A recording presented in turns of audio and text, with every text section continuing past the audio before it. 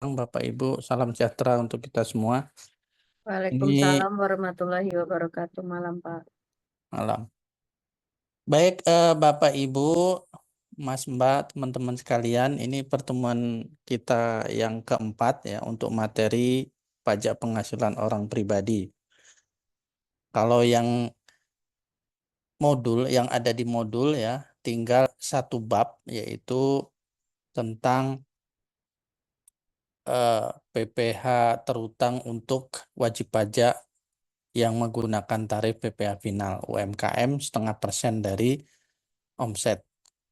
Tetapi sebelum saya eh, melanjutkan materi itu, kami persilahkan Bapak Ibu kalau ada yang mau disampaikan ya, sebelum saya melanjutkan materi berikutnya. Jadi nanti kita banyak di latihan soal ya, karena kita harus membahas formulir 1770 atau SPT tahunan PPh orang pribadi. Di buku modul itu juga ada latihan soal untuk pengisian SPT 1770. Nanti kita sama-sama bahas ya. Baik Bapak Ibu, silahkan kalau ada yang mau ditanyakan ya, terutama di bab 4 kemarin kita belajar menghitung PPh terhutang dengan mekanisme tarif pasal 17 Undang-Undang PPh atau tarif progresif. Bapak Ibu, untuk orang pribadi ada dua tarif ya, tarif yang normal, tarif progresif, dan tarif fasilitas yaitu PPh final UMKM. PPh final UMKM itu khusus untuk wajib pajak orang pribadi yang penghasilannya dari melakukan kegiatan usaha atau pekerjaan bebas yang omsetnya dalam 1 tahun kurang dari 4,8 M setahun. Tetapi tarif UMKM ini sifatnya opsional.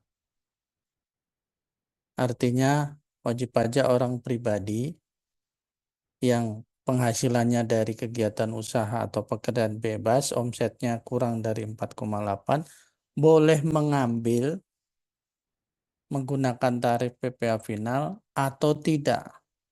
Kalau dia tidak mengambil opsi menggunakan tarif UMKM, maka dia harus tarif progresif atau tarif PPh pasal 17 Undang-Undang PPh.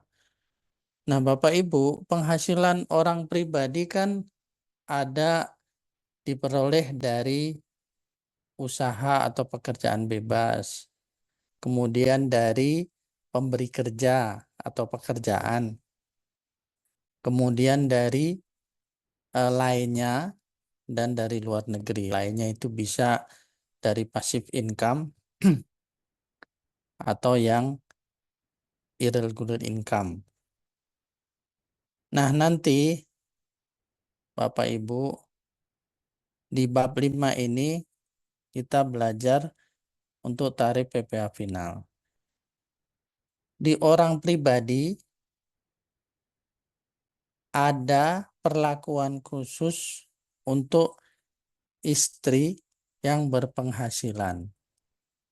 Istri yang mempunyai penghasilan. Nah, Bapak Ibu, ada 4 jenis status untuk SPT orang pribadi. Yang pertama kakak, suami sebagai kepala keluarga, kemudian HB hidup berpisah, PH pisah harta, dan terakhir MT, yaitu istri memilih melakukan kewajiban pajaknya sendiri. Kalau kakak itu penghasilan suami dan istri digabung, atau nanti seandainya istri penghasilannya dari satu pemberi kita tidak digabung, yang melaporkan SPT cukup atas nama suami. itu kakak. Istri tidak ada atau NPWP-nya sama dengan suami. Nah, kalau status yang hidup berpisah, PH dan MT, itu istri mempunyai NPWP sendiri dan ada kewajiban pelaporan SPT. Nah, bagaimana istri yang berpenghasilan, apakah penghasilannya digabung atau tidak digabung? Bapak Ibu, hafalkan ini aja.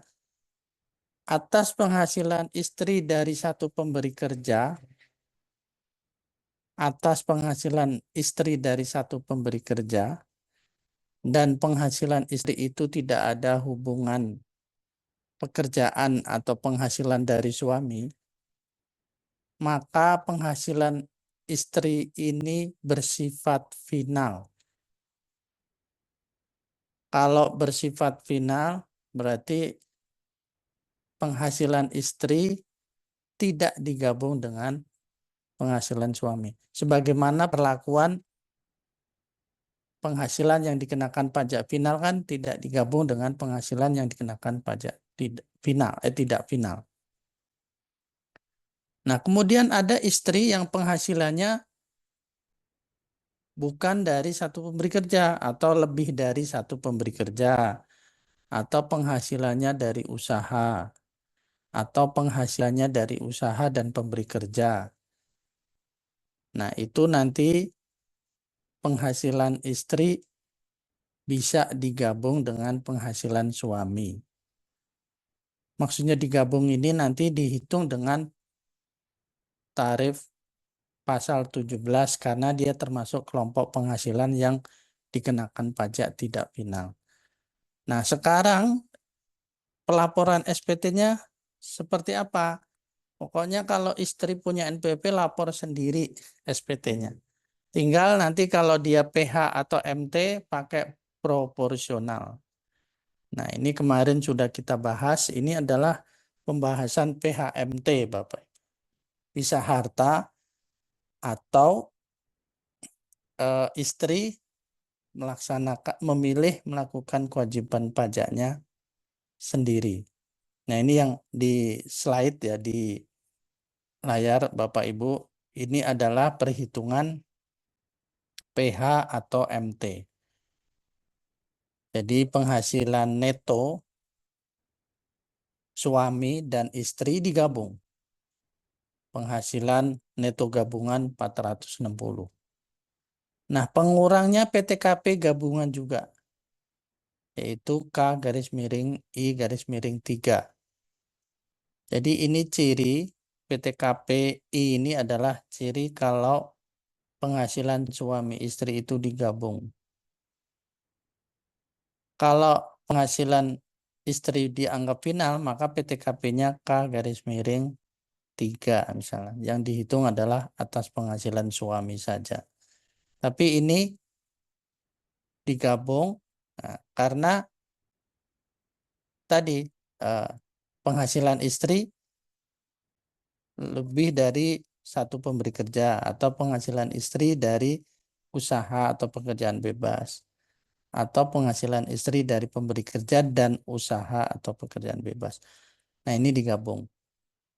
PTKP-nya atas istri dimunculkan. Nah, ini atas istri yang 54 juta kedua ini. Ini adalah suami, ini status menikah, kemudian atas istri yang berpenghasilan.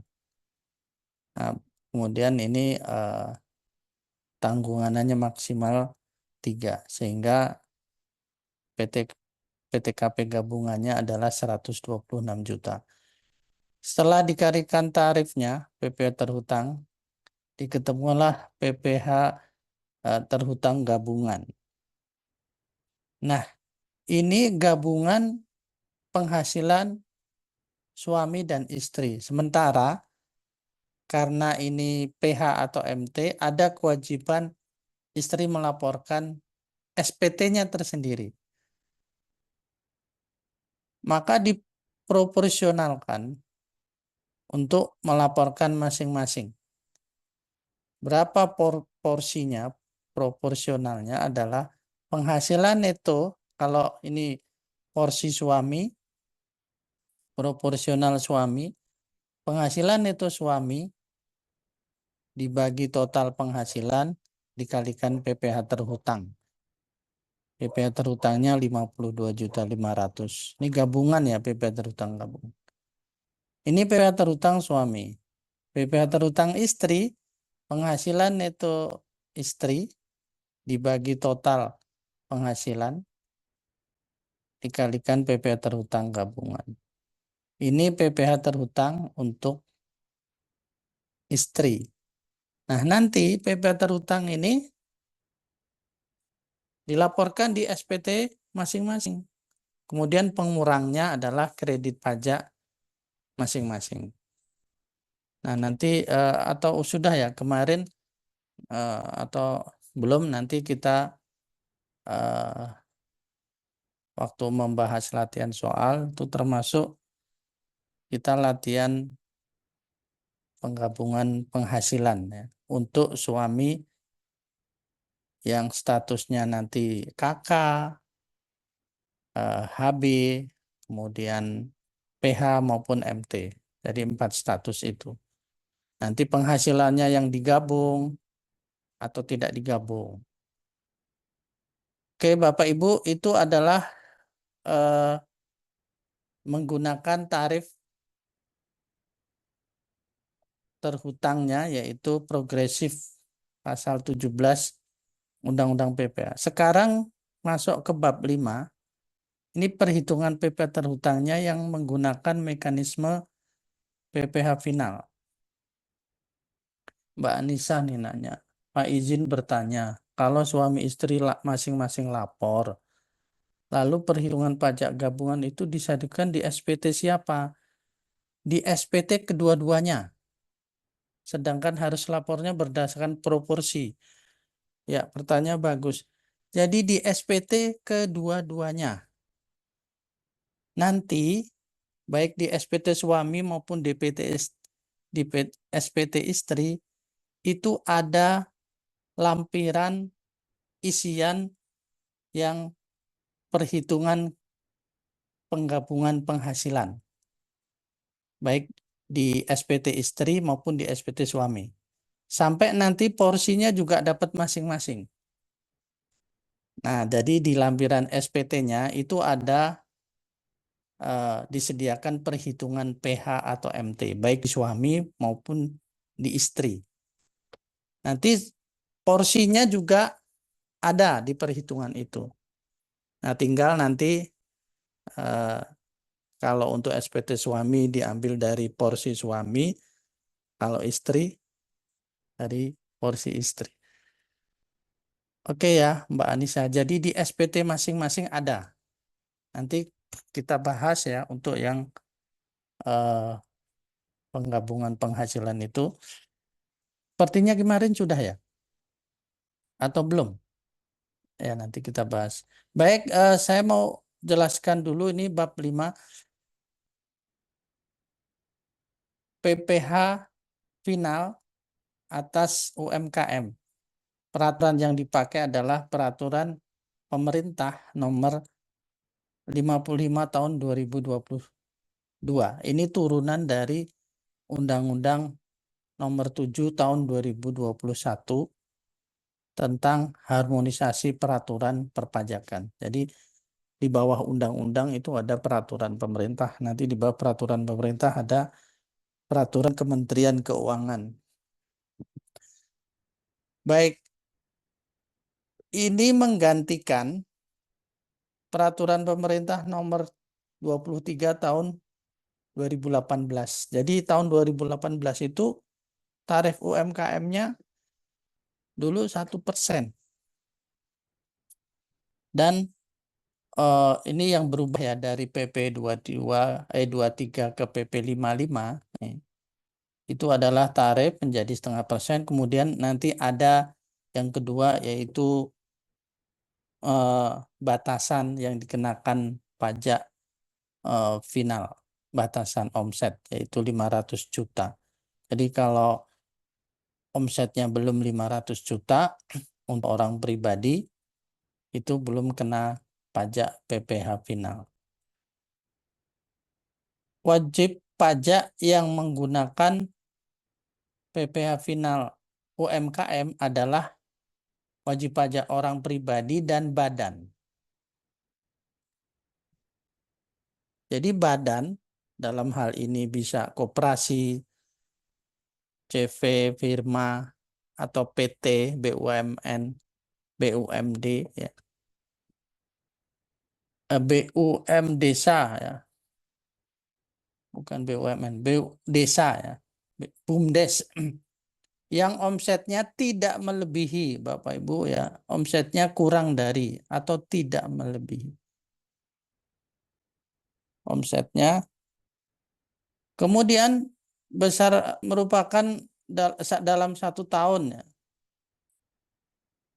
Kalau dia ada cabang, ya berarti nanti termasuk yang di cabang. Jadi orang pribadi dan badan. Bedanya apa?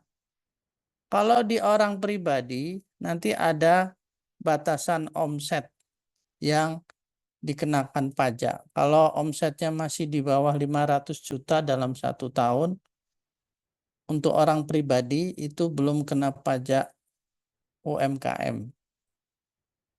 Kalau badan, kalau subjek pajaknya badan, itu tidak ada batasan 500 juta. Jadi kalau wajib pajak badan, subjek pajaknya badan, kemudian dia memilih menggunakan tarif UMKM, berapapun omsetnya, ya asal ada omset, maka dikenakan pajak final UMKM. Jadi pengalinya adalah omset, ya Bapak Ibu. Kalau tarif progresif itu kan penghasilan kena pajak pengalinya. Jadi setelah dikurangi PTKP, penghasilan neto dikurangi PTKP, nah, ketemu penghasilan kena pajak baru dikenakan tarif.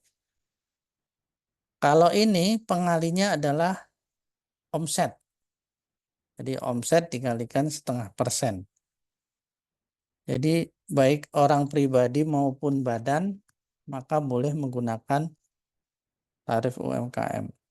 Baik yang tidak termasuk wajib pajak atau yang tidak boleh, maksudnya ini tidak boleh menggunakan tarif final UMKM. Yang pertama adalah wajib pajak yang memilih untuk menghitung PPh-nya berdasarkan tarif pasal 17.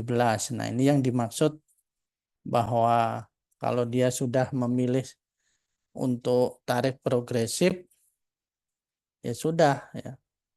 Berarti dia tidak ngambil opsi untuk dikenakan atau menggunakan tarif PPh final. Yang kedua adalah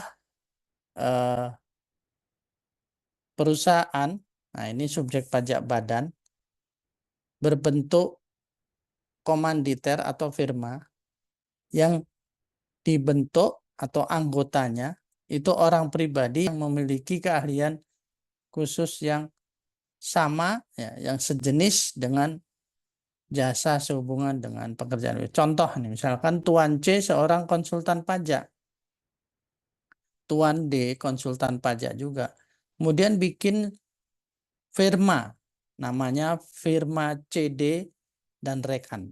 Nah, ini subjek pajak badan. Jadi A, E, C, dan D perorangan konsultan pajak, dia sudah terbiasa memberikan jasa konsultasi pajak, kemudian mendirikan subjek pajak badan yang kegiatan usahanya sama.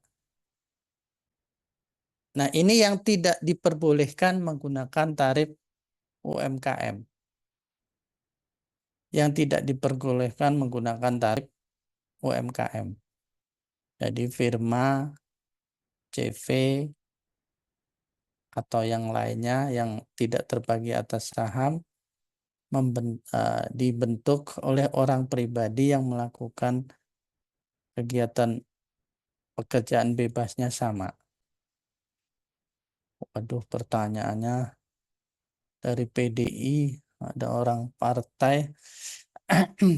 Pak Putut Wibowo, saya punya PT. Oke, kecil.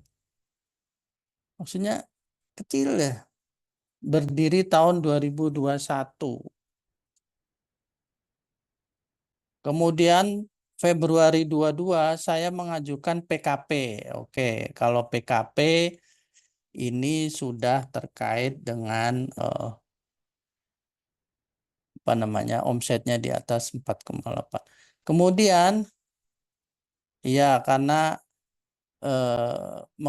akan menerbitkan faktur pajak. Selama ini menggunakan konsultan pajak, ya, di mana SPT-nya sebagai berikut. Tahun 2022 pakai 0,5%. Oke. 2003 0,5%. Oke. Berdirinya tadi 2021 ya. 2021 pakai apa? Kemudian tahun 2024 ini masih bisa menggunakan 0,5% karena selama 2 tahun terakhir penghasilan ya. Penghasilan ini apa nih? Penerimaan Pak yang dipotong faktur itu Pak. Oh, berarti nilai penjualan ya. Jualan ya Pak. Ya, penjualan. Kalau laba kan net. Oke. Jadi penjualannya rata-rata per tahun 300 juta, masih di bawah 4,8. Pak Putut, ini bentuknya PT. Kalau PT itu ada pembatasnya, dia menggunakan tarif 0,5%, yaitu 3 tahun. Nah, ini Pak Putut sudah tahun 2021. 2021 pakai apa? Saya nolkan semua Pak karena kan belum ada aktivitas. Nol. Nol Pak, nol semua. Oke. 2021 nol ya. Ya Pak. Jadi waktu lapor SPT badannya itu pakai tarif 0,5% atau tarif progresif? Walaupun nol itu, pada saat nol itu. Nol semua Pak. Saya kan kita nggak ngerti Pak. Makanya pada Oh, 2022 oke, oke. kami menggunakan konsultan pajak. Iya, iya. 2021 tapi lapor SPT-nya ya, nihil ya. Nihil semua nol Pak saya bikin. Oke. Nah, ini 2022 pakai 0,5%, 2023 0,5%. Berdasarkan aturannya, 3 tahun itu dihitung sejak dia menggunakan tarif UMKM. Maksudnya, kalau misalkan tahun 2021 itu sudah pakai tarif UMKM, maka 3 tahunnya adalah 2021, 2022, dan 2023. Maka tahun 2024 ini nggak boleh lagi pakai tarif UMKM. Nah, makanya saya tanya, tahun 2021 itu mungkin taruhlah belum ngambil fasilitas tarif UMKM. Berarti kalau belum ngambil, baru tahun 2022. Berarti baru 2 tahun, 22, 23. Nah, ini tahun terakhir untuk menggunakan tarif UMKM. Nanti 2025, Pak Putut nggak boleh lagi pakai tarif UMKM. Siap Pak. Oke. Tapi kalau bentuknya CV atau firma atau yang terdiri tidak penyertaan saham, maka masa berlakunya 4 tahun. Masa berlakunya untuk menggunakan fasilitas UMKM itu adalah 4 tahun. Jadi PT 3 tahun, selain PT itu CV, firma itu 4 tahun, kalau OP adalah 7 tahun. Berarti saya rekonfirmasi Pak. Berarti yang 0,5 ini menggunakan fasilitas Pak ya bahasanya Pak. Iya, istilahnya Bukan sejak fasilitas. perusahaan tersebut berdiri apa NPWP keluar atau gimana Pak? Enggak. Kalau makanya aku mau lihat dulu SPT-nya 2021 itu udah ngambil fasilitas atau belum. Seandainya belum, taruhlah kalau dia nggak ngambil fasilitas, dia pakai tarif progresif, walaupun nihil juga.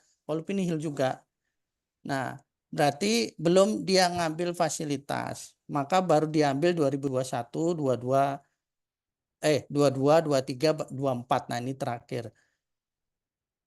Kalau dia di 2021-nya sudah ngambil tapi nihil, makanya di SPT-nya itu sebenarnya kelihatan dia pakai final atau tidak final itu terlihat. Pada saat di 2021 itu saya mau jelas mau minta keterangan aja dari Pak Putut. Pada saat pelaporan SPT itu Pak Putut kan laporan keuangan, posisinya rugi atau nihil. Laporan keuangannya 0, Pak. Enggak, Dari modal disetor. 0 ini kan ada biaya, Pak Putut. Ada biaya. Enggak ada biaya. Enggak, saya nolkan semua, Pak. Karena kan mepet sampai akhir tahun itu. Oh, Bulan jadi apa 2 bulan ya. oke. Nah, Ya udah. Kalau memang sebenarnya realisasinya ada biaya gitu kan. Sebenarnya itu bisa pakai tarif progresif tapi tetap nihil ya. Oke Pak Putut, saya rasa ini masih bisa nih 2024 karena ini tahun terakhir. 2025 baru nanti pakai tarif progresif. siap, Pak. Ya, terima Oke. kasih, Pak. Ya, kembali. Baik, Bapak Ibu saya lanjutkan. Ini pengecualian yang ketiga adalah wajib pajak yang memperoleh fasilitas. Nah, ini fasilitasnya 31A ini adalah yang jadi Bapak Ibu nanti ada tarif pasal 17 untuk badan itu kan tunggal, yaitu 22%. Nanti dia ada fasilitas diskon 50%.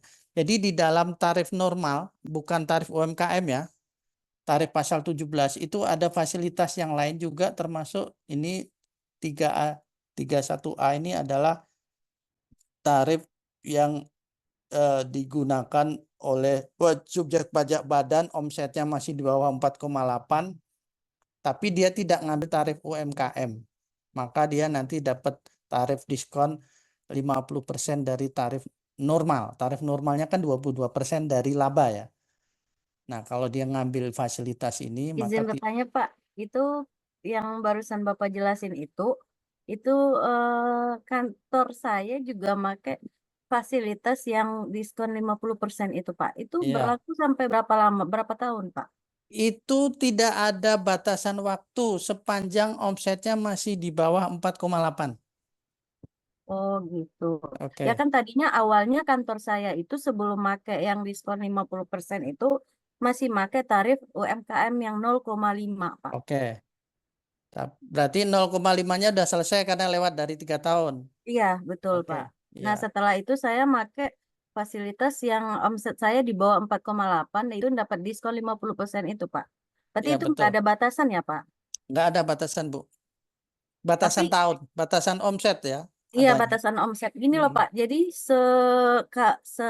waktu saya pelaporan SPT itu kan tiap bulannya saya masih pakai 0,5. Nanti di pas pelaporan SPT kan kita ada kurang bayar ya Pak. Iya, iya. Itu nanti dibayarkan ke pajak ke bank. Nah, itu Mm-mm. tuh nanti tetap bisa dipakai lagi 0,5 setiap bulannya apa enggak ya Pak? Bisa ya Pak bayarannya. Nanti sisanya nanti dibayar di akhir tahun Pak. Kurang Jadi bayar. gini, yang sudah terlanjur 0,5 itu kan sifatnya final, Mbak Iya, Azizah. betul Pak. Nah, kalau final itu tidak bisa mengurangi di akhir tahun, tidak boleh. Mm-mm. Nah, ada satu agar bisa diperhitungkan namanya pemindah bukuan. PBK ya Pak. Iya, jadi Mbak Azizah yang sudah terlanjur terbayar pakai final itu di Mm. PBK-kan ke Masa nanti masa ya berikutnya ya. ya ke masa bisa ke PPh pasal 25 bisa atau nanti ke PPh pasal 29. Mhm. Pada akhir tahun nanti misalkan kurang bayarnya 1 juta. yang sudah dibayar pakai final misalnya 500.000. Nah, itu dipindahkan dulu 500.000, nanti tinggal kekurangannya 500 bayar lagi. Iya, selama ini emang begitu sih Pak, Ya, TBK. Nah, tapi kan itu nggak ada batasan ya Pak, kalau yang untuk 50% nggak itu. ada Ada nggak ya ada Pak. batasan tahun. Oke, makasih Ya, banyak Pak. iya, sama-sama. Jadi memang di fasilitas yang pasal 31A, nanti 31E juga ada. Itu kan dia sebenarnya tarif tunggal 22%. Nah, dia dapat diskon 50% karena omsetnya masih di bawah 4,8. Sementara udah nggak bisa lagi pakai tarif UMKM, udah lewat dari 3 tahun. Jadi ada fasilitas yang lain untuk yang pakai tarif tunggal. Baik Bapak Ibu, yang terakhir yang nggak boleh pakai tarif UMKM itu adalah BUT. BUT itu bentuk usaha tetap. Ini representative office, ya, kantor perwakilan asing. Ini subjek pajak luar negeri yang dipersamakan dengan subjek pajak dalam negeri. Ini tidak boleh menggunakan fasilitas tarif UMKM. Kemudian ada penghasilan. Kalau tadi subjeknya yang dibatasi, yang tidak boleh, ada 4 kelompok itu. Kalau ini jenis penghasilannya. Jenis penghasilan yang tidak boleh menggunakan tarif UMKM. Apa saja? Yang pertama, wajib pajak orang pribadi yang penghasilannya dari pekerjaan bebas. Ini nggak boleh pakai tarif UMKM. Siapa saja?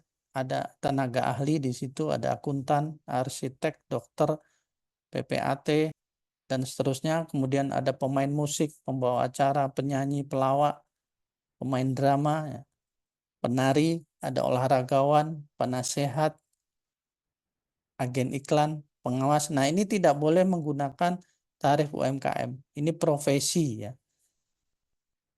Tapi ada perbedaan kalau di contoh ini. Misalkan Tuan A memiliki keahlian sebagai pemain piano. Dalam hal ini, nah ini ada 2 nih nanti. Dalam hal Tuan A mengajar piano langsung atas nama pribadi, dia memberikan les privat, tidak terikat oleh hubungan kerja, maka Tuan A ini menyerahkan sehubungan dengan pekerja B. Nah, ini disebut dengan pekerjaan bebas. Ya, ini tidak boleh pakai tarif UMKM. Tetapi kalau Tuan A ini dia mempunyai usaha kursus piano, nah, usaha kursus piano. Nah, di situ dia harus butuh tempat, sewa misalnya atau punya sendiri, mempekerjakan orang, ya, mengeluarkan biaya yang terkait dengan usahanya itu, maka itu boleh atau termasuk yang penghasilan yang diperbolehkan menggunakan tarif UMKM final. Jadi bedakan antara yang langsung memberikan, ya, dengan yang membuka usaha, walaupun sama-sama kursus piano. Jadi kalau profesi, ya, dengan usaha, ini usahanya jasa juga, ya, bukan dagang, ya, bukan UD usaha dagang, nah bukan seperti itu, tapi usahanya adalah jasa kursus piano. Kemudian yang kedua, penghasilan yang diperoleh dari luar negeri. Nah, itu juga tidak boleh menggunakan tarif UMKM.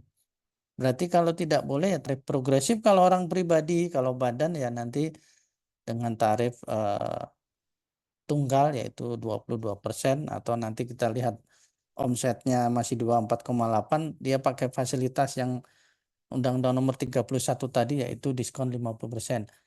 Yang berikutnya adalah yang bersifat final lainnya. Kan ada penghasilan yang sudah dikenakan PPh final.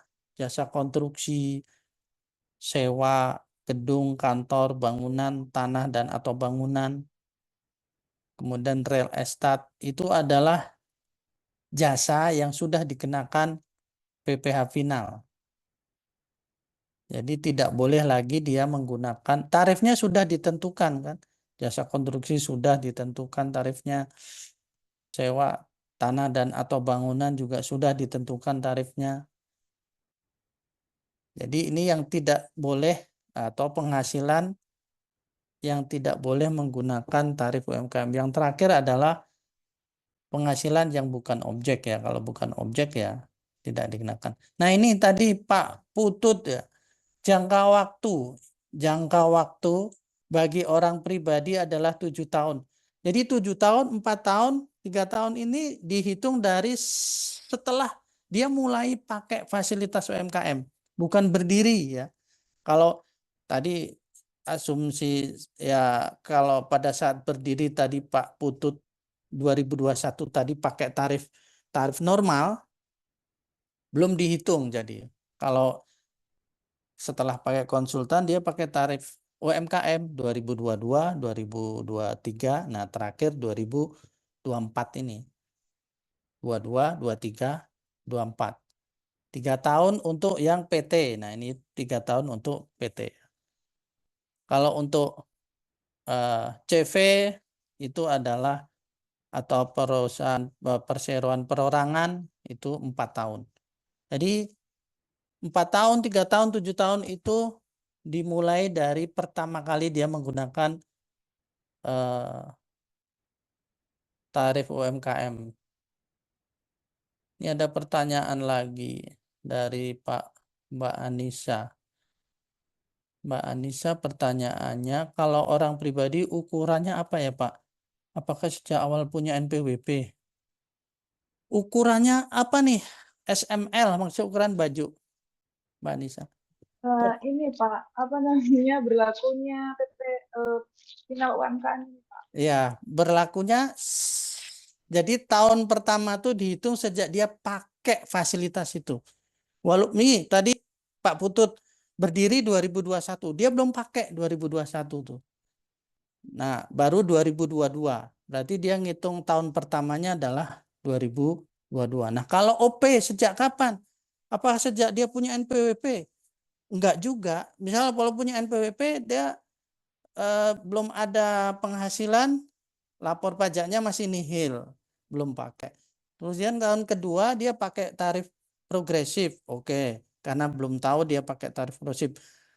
Atau PP 55 ini kan baru ada tahun 2022.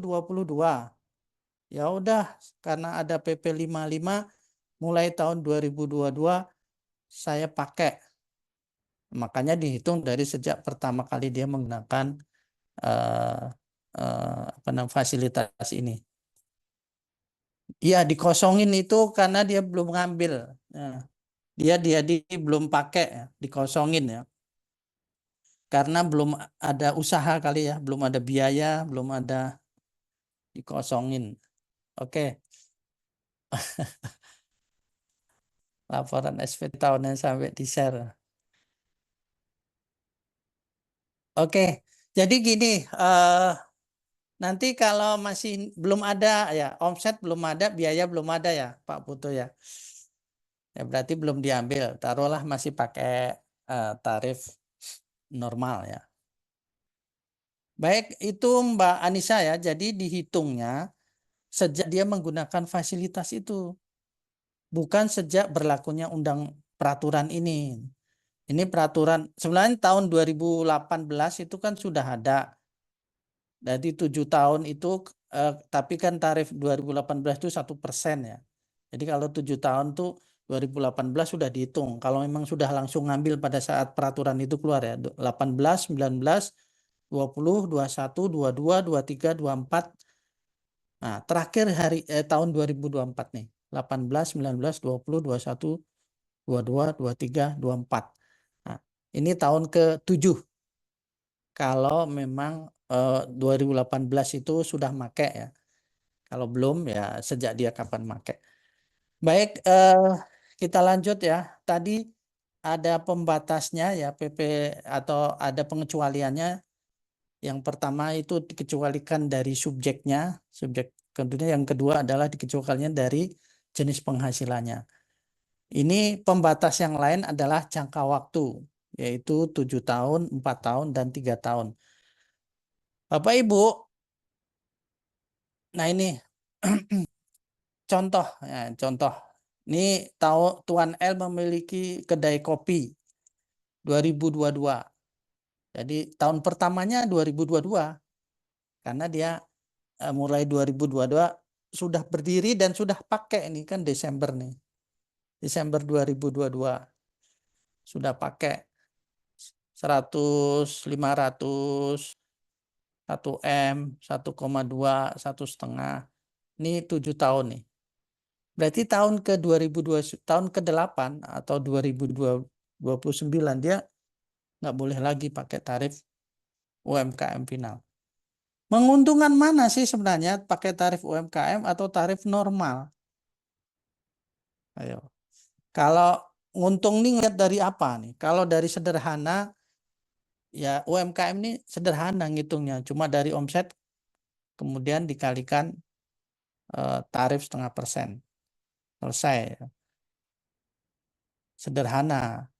Tapi bisa jadi pajaknya lebih besar kalau perusahaannya masih rugi. Nah, kalau masih rugi, pakai tarif progresif, rugi itu ada omset tapi biayanya lebih besar ya. Biaya lebih besar daripada penjualan atau omset atau.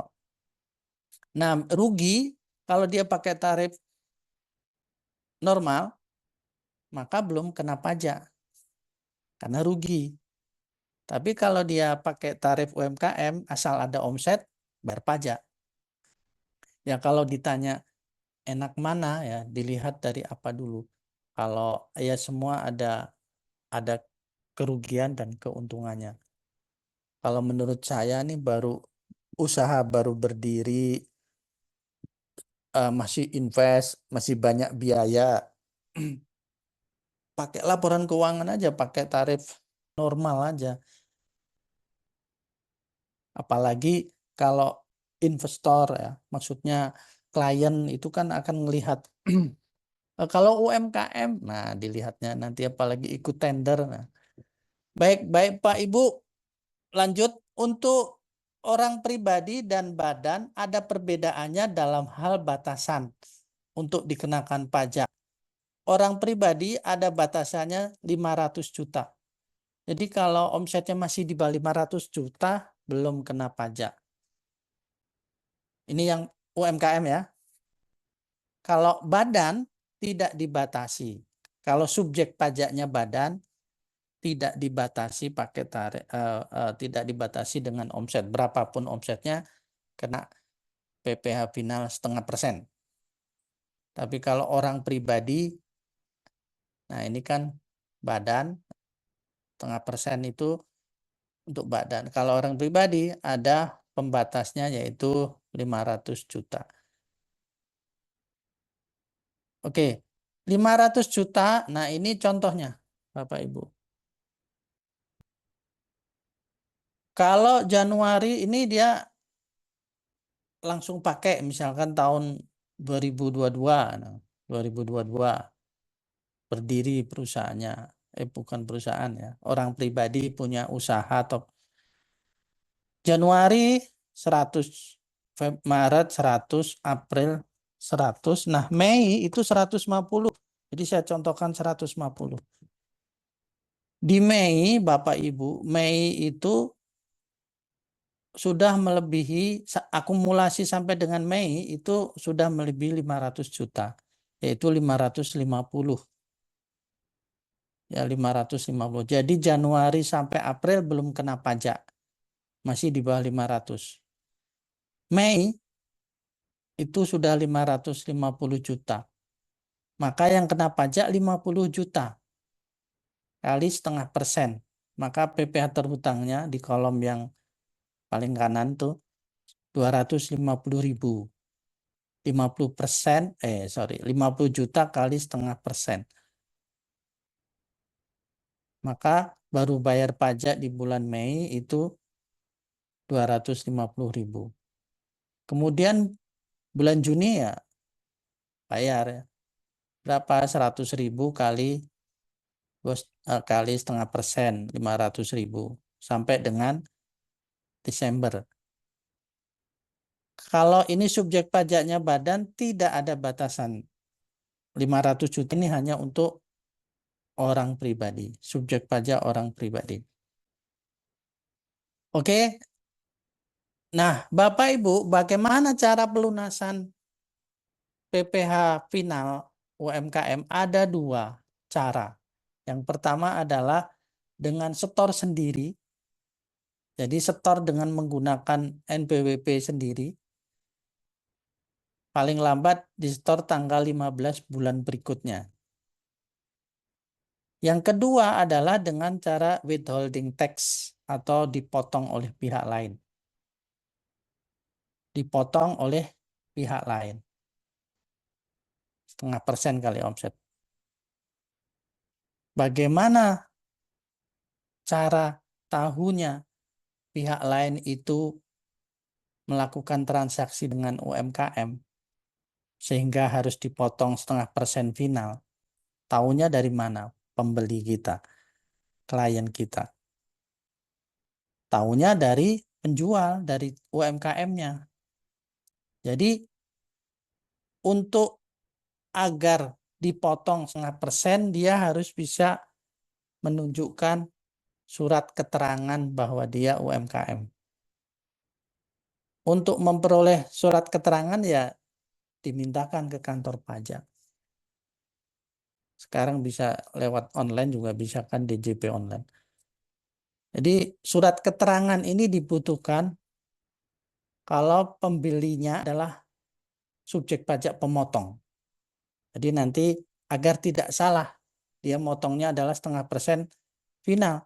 Bukan dipotong PPh pasal 23, 2%. Kan. Rugi jadi kebanyakan. Surat keterangan itu diperoleh dengan cara mengajukan permohonan. Nah, nanti syarat-syaratnya juga harus dipenuhi. Surat keterangan itu berlaku nanti sampai dengan 1 tahun pajak. Jadi tiap tahun harus diperbaharui. Karena kan tiap tahun juga akan ketahuan berapa omsetnya. Jadi pelunasan ada dua cara, yaitu setor sendiri dan dipotong oleh pihak lain. Kalau setor sendiri dengan menggunakan NPWP sendiri paling lambat tanggal 15 bulan berikutnya. Kalau dipotong pihak lain, itu paling lambat tanggal 10 bulan berikutnya. Jadi withholding tax itu PPh pasal 4 ayat 2 yang dipotong oleh pihak lain. Nah ini kan jatuhnya dipotong oleh pihak lain, itu paling lambat tanggal 10 bulan berikutnya.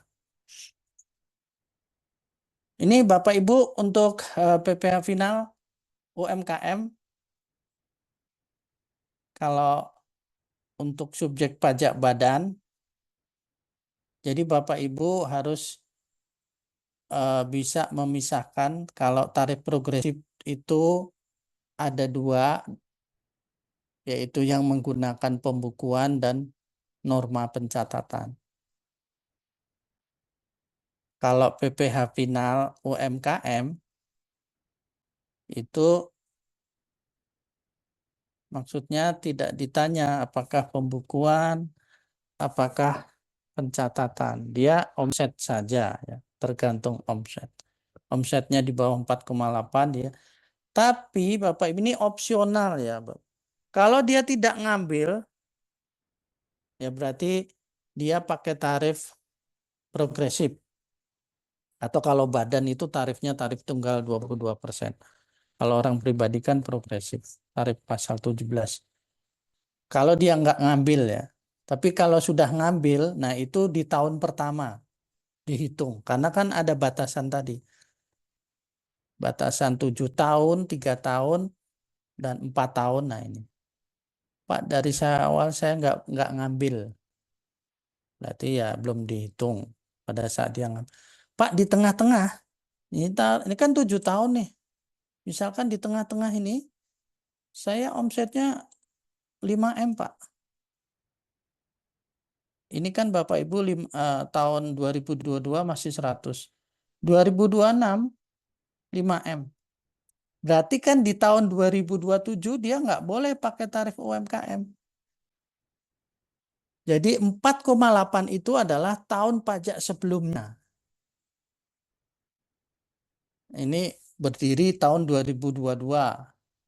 2021 kan belum ada. Berarti dia langsung ngambil fasilitas ini tahun pertama UMKM. Karena tahun 2022 masih di bawah 4,8, maka 2003 dia pakai tarif lagi. 2004, 2005. Nah, pada saat 2006, pada akhir tahun, nah 2026 itu dia masih pakai tarif UMKM. Masih pakai tarif UMKM. Kan dia berdasarkan tahun sebelumnya, yaitu 2025. Pada saat 2026, ternyata omsetnya 5,2. Sehingga di 2027, ini tarif progresif. Tarif progresif 2027. Pak, 2027 omsetnya turun lagi di bawah 4,8. Ini di 2028 boleh lagi pakai fasilitas UMKM. Tapi ini tahun terakhir. Jadi 7 tahun itu adalah dihitung sejak dia pakai. Walaupun di tengah-tengah misalnya ini di 2026 ini dia melebihi batasan UMKM. Contohnya di sini 5,2. Ya Bapak Ibu ya, jadi 7 tahun ini adalah berturut-turut, bukan 7 tahun make. Misalnya tadi di sini 5,2 kan. Berarti kan 2027 saya nggak pakai tarif UMKM Pak. Berarti baru 6 tahun dong Pak. Ini 5 tahun dan ini setahun. Nggak gitu. Jadi tahunnya itu adalah berurutan. Oke Bapak Ibu, ini adalah tarif UMKM. Silakan ada yang mau ditanyakan sebelum kita belajar SPT. Nanti pada saat kita belajar pengisian SPT itu semua yang bab sudah kita pelajari itu ada di SPT.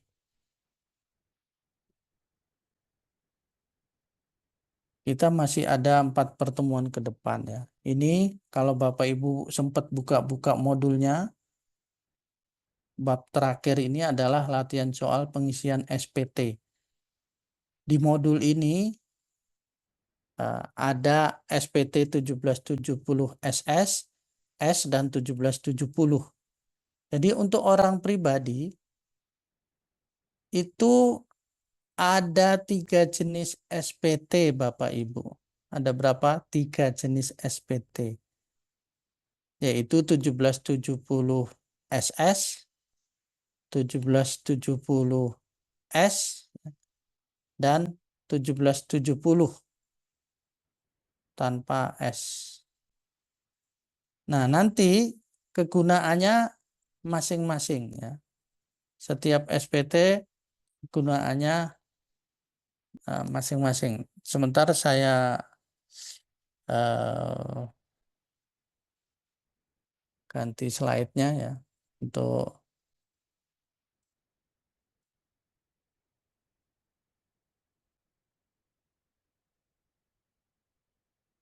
nah ini slide yang dari saya ini sebenarnya ada di modul semua Bapak Ibu ya. Ini rangkuman dari materi yang ada di modul ya. Cuma bentuknya adalah PowerPoint. Nah, saya mau menjelaskan SPT aja. Nah, ini ada 3 jenis form SPT. Yang pertama adalah form 1770 SS yang paling kanan. Ini diperuntukkan bagi orang pribadi yang penghasilannya dari pemberi kerja setahun brutonya kurang dari 60 juta. Itu SS. Nah, ini Bapak Ibu.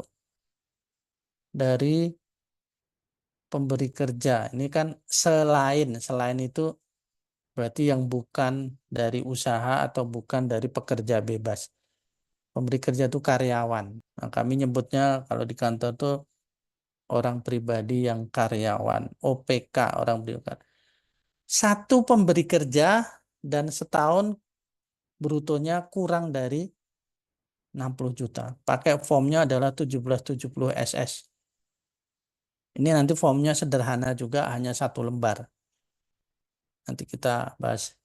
Kemudian yang kedua itu form yang tengah itu 1770S. 1770S bagi orang pribadi yang penghasilannya dari satu atau lebih dari pemberi kerja. Nah, ini masih karyawan juga. Tapi lebih dari 60 juta setahun. Jadi ini penghasilannya dari pemberi kerja satu atau lebih dan lebih dari 60 juta setahun penghasilan brutonya. Kalau yang SS kan kurang dari 60 juta berarti sebulannya 5 juta.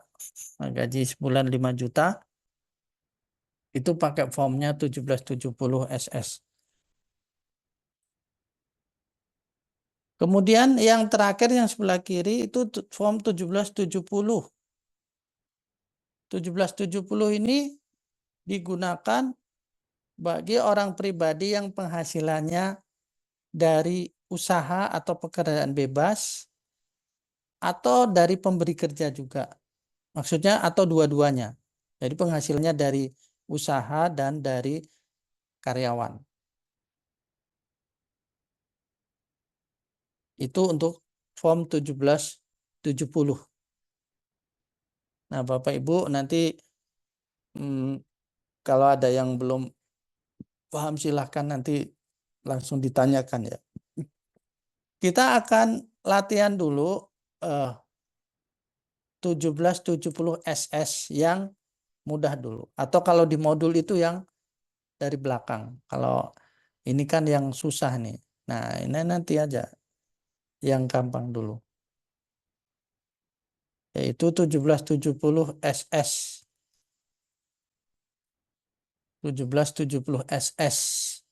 Nah, ini jenis formulirnya hanya satu lembar. Ini tahun pajaknya sebelah kanan atas nih 2022, tahun pajak 2022.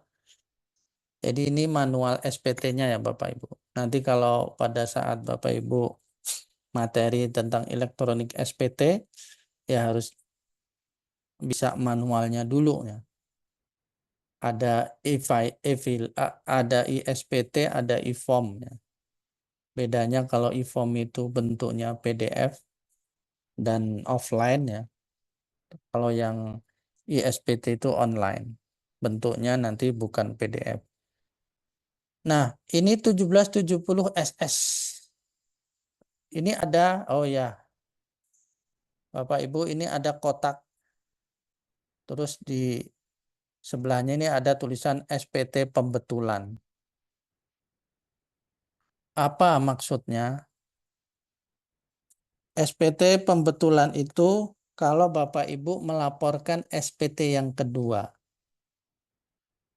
ketiga, keempat ya, yang sebelumnya sudah pernah lapor.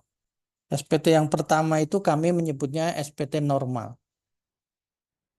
Nah, itu disebut dengan SPT normal. Nah, kalau SPT dilaporkan lagi yang kedua, ketiga, dan seterusnya, maka disebut dengan SPT pembetulan. Makanya ini ada pembetulan ke 1 bisa, 2 bisa, 3. Ya. Tidak dibatasi sepanjang belum 2 tahun. Masih boleh melakukan pembetulan SPT. Belum dilakukan pemeriksaan. Masih boleh melakukan pembetulan SPT. Apa yang dibetulkan? Kalau yang dibetulkan tidak menyebabkan pajak yang dibayar bertambah, ya nggak apa-apa. Ya misalnya salah alamat, ya salah kode harta misalnya, salah mencantumkan harta atau piutang jumlahnya ya. Nah itu tidak mempengaruhi pajak yang harus dibayar. Yang kedua, pembetulan juga bisa menyebabkan pajak yang harus dibayar menjadi bertambah. Ya itu harus ditambah lagi nanti, setor lagi untuk kekurangannya. Kalau memang pembetulan itu menyebabkan pajak yang harus dibayar bertambah. Kalau 1770 SS ini adalah karyawan Bapak Ibu. Kalau karyawan ada bukti penghasilannya. Namanya 1721A1 atau A2. Ini contohnya ya. Bapak Ibu, ini contohnya namanya, nah ini BPH orang pribadi non usahawan atau dalam kurung karyawan. 1770 SS bagi penghasilan brutonya kurang dari 60 juta setahun. Bruto ya. Mempunyai penghasilan dari selain itu berarti yang punya pekerjaan bebas atau usaha nggak boleh pakai ini. Kalau karyawan harus ada bukti potong. Ini data aja, data ya. Namanya UCOK, NPWP, pasti orang Jawa nih, UCOK. Ya, Mbak Anissa. Kemudian statusnya kakak ini. Jadi statusnya kakak, kepala keluarga. Jadi ada status HB, PH, MT. Ini kakak. Berarti suami yang menjadi kepala keluarga. Istri boleh Pak menjadi kepala keluarga. Bisa, kemarin Mas Niko nanya itu. Kalau memang suami tidak bisa berfungsi, tidak bisa menjalankan sebagaimana fungsinya kepala keluarga. Misalkan suami sakit, kemudian tidak berpenghasilan, tapi harus dibuktikan dengan surat keterangan dari Pemda, pemerintah daerah, camat ya, bahwa suami itu tidak mempunyai penghasilan ya, atau sakit yang tidak bisa menyebabkan dia tidak bisa bekerja, berpenghasilan, maka boleh istri menjadi kepala keluarga. Jadi nanti SPT-nya atas nama istri, status nikahnya tetap ada. Nah ini ibu rumah tangga istrinya. Kan kita mau latihan 1770 SS itu penghasilannya dari satu pemberi kerja ya. Satu pemberi kerja. Ini anaknya, anak kandung, ini adik, ini ayah, ini pembantu. Nah, yang boleh menjadi tanggungan kan kalau di soal ini, di contoh ini adalah anak kandung dan ayah kandung. Ayah boleh. Jadi sedarah semenda ke atas ke bawah. Sedarah itu orang tua, kakek, semenda, mertua, kakek mertua. Kalau ke bawah itu anak, kalau semenda menantu. Nah, itu yang boleh menjadi tanggungan. Kalau adik ini ke samping tidak boleh menjadi tanggungan. Pembantu, walaupun dibayar ya gajinya, tapi dalam pajak tidak boleh masuk dalam PTKP. Nah ini yang nanti masuk dalam PTKP. Jadi di soal ini PTKP-nya K garis miring 2. Nah, K garis miring 2. Duanya adalah anak dan ayah. Nah ini hartanya Bapak Ibu. Ini ada kode harta. Saya juga nggak hafal ya. Kode harta ini ya di searching googling juga ada. Kemudian ini tahun perolehan. Ini harga perolehan. Bapak Ibu, saya sampaikan. Kalau di pajak itu mencatat harta itu berdasarkan harga perolehan dan dicatat tetap terus. Jadi rumah tinggal tahun 99 2,3 M. Dicatat segitu terus. 2,3 M, 2,3 M sampai hari ini. Sepeda motor juga ya, 25 juta terus. Padahal kalau rumah itu mengalami kenaikan. Karena pajak itu menganutnya historical cost. Kalau PSAK kita menganut fair value. IFRS ya, fair value. Jadi beda. Dasarnya beda. Maka nanti dalam menghitung penyusutan itu beda. Karena dasarnya sendiri adalah pengalinya sudah beda. Baik, kemudian ada hutang. Ini hutang. Hutang. Jadi ada harta dan ada hutang atau kewajiban. Ini data yang kita peroleh. Kemudian data berikutnya adalah bukti potong Bapak Ibu. 1721A1 nih. Formulir 1721A1. Bapak Ibu sudah belajar PPh potong pungut. PPh pasal 21 termasuk dalamnya. Ini adalah bukti potong yang diberikan kepada pegawai tetap di akhir tahun. Di akhir tahun. Ini tahun pajaknya 2022 tadi ya. Kalau instansi pemerintah itu formulirnya namanya 1721A2. 1721A2 kalau instansi pemerintah. Dulu kalau A1 itu fisika, A2 biologi, A3 IPS, A4 bahasa. Waktu SMA saya dulu. Pak, dulu saya A1, terus nikah. Suami saya juga A1 fisika. Tapi sekarang ke ujiannya ekonomi.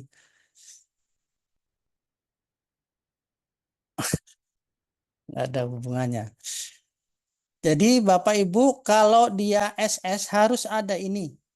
Karena ini nanti kita pindahkan nilai-nilai yang ada di sini ke SPT 1770 SS. Ini bukti potong ya. Ini ada masa perolehan dari 01 sampai 12, Januari sampai Desember. Kemudian ini nomor, ini dikeluarkan oleh, nah sekarang elektronik bukti potong kan. Jadi setiap wajib pajak itu membuat bukti potong, nomornya sudah otomatis diberikan melalui e-Bukpot. Ini adalah NPWP pemotong, jadi pemberi kerjanya PT Sinaroda.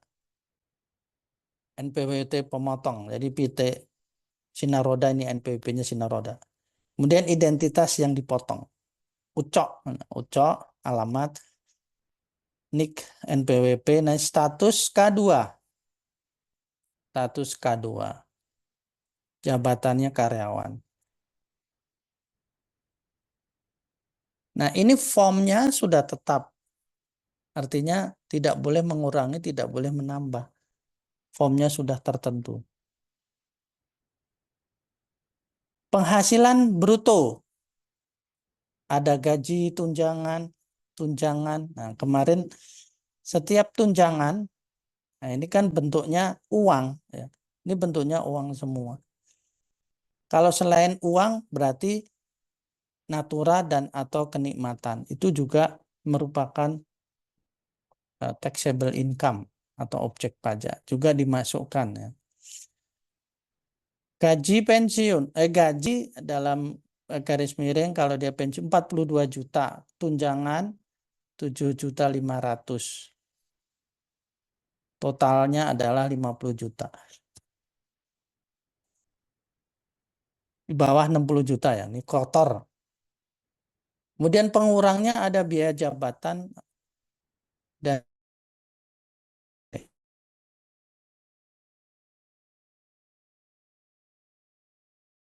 46.500.000 itu penghasilan neto.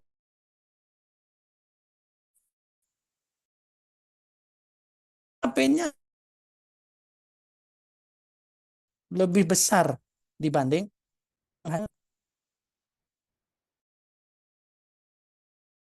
pajak satu atau PPh 2-nya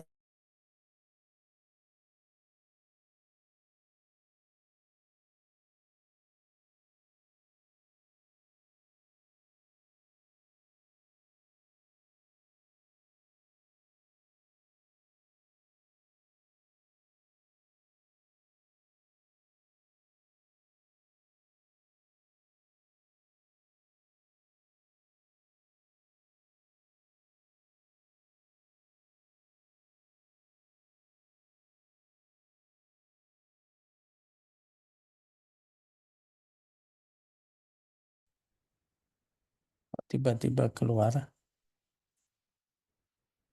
Sebentar. Nah, kalau Ini kan bukti potong 17.2A1 itu adalah PPh pasal 21. Jadi Bapak Ibu dipotong, disetorkan oleh pemberi kerja.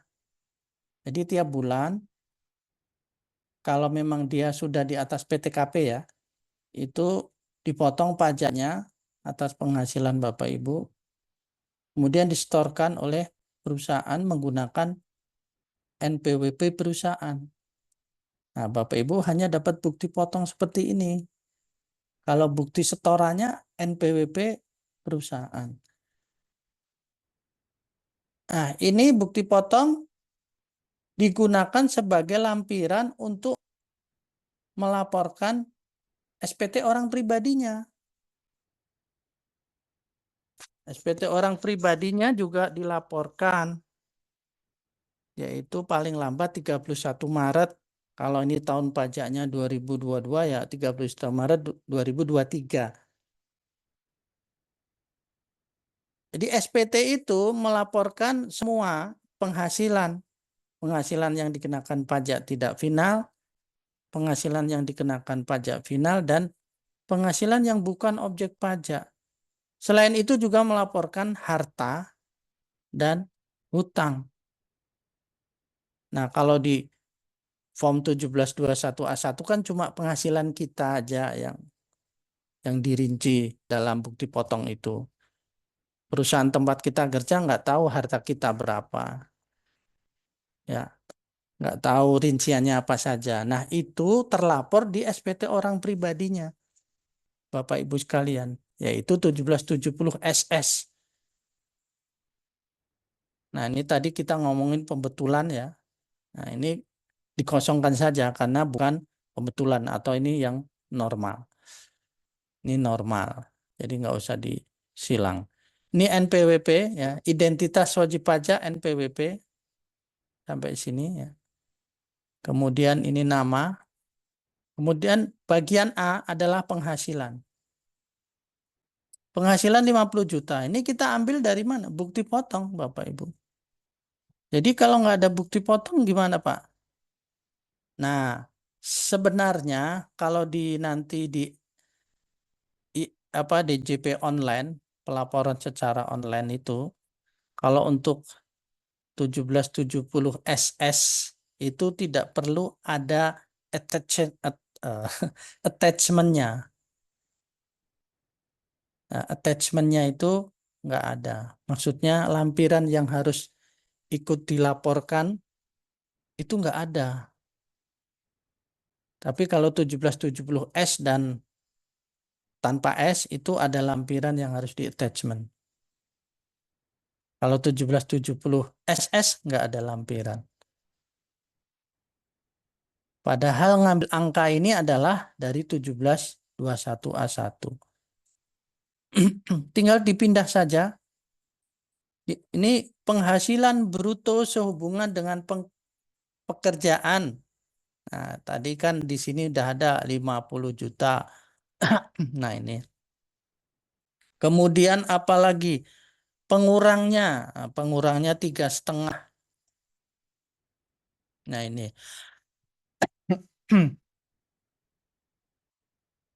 Bruto dikurangi pengurang 3,5 dikurangi PTKP. Nah, PTKP-nya lebih besar dari penghasilan neto. Maka penghasilan kena pajaknya 1 dikurangi 2 dikurangi 3 itu nihil.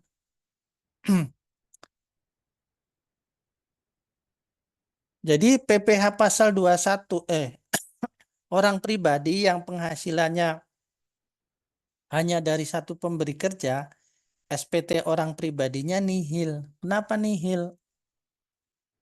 Karena tidak ada penghasilan lain yang perlu dihitung pakai tarif progresif.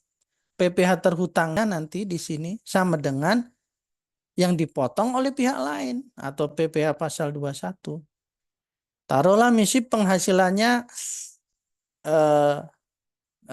ini PTKP-nya aja misalkan sendiri. Kalau sendiri kan 54 juta ya. Misalkan brutonya 58 juta misal ya. Netonya 58. ini 60, 59, misalkan dikurangi 2 juta, dikurangi 1 juta, ketemu 58. 58 dikurangi PTKP sendiri 54 juta. Jadi tinggal 4 juta. 4 juta kali 5%.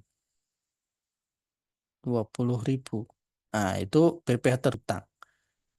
Dikurangi yang dipotong oleh 21-nya juga 20.000, nihil. Jadi kalau satu pemberi kerja itu SPT orang pribadinya nihil. Ini baru ngelaporin penghasilan yang dikenakan pajak tidak final ya, bagian A. Nah, bagian B itu ngelaporin apa? Yang dikenakan pajak final atau yang bukan objek pajak.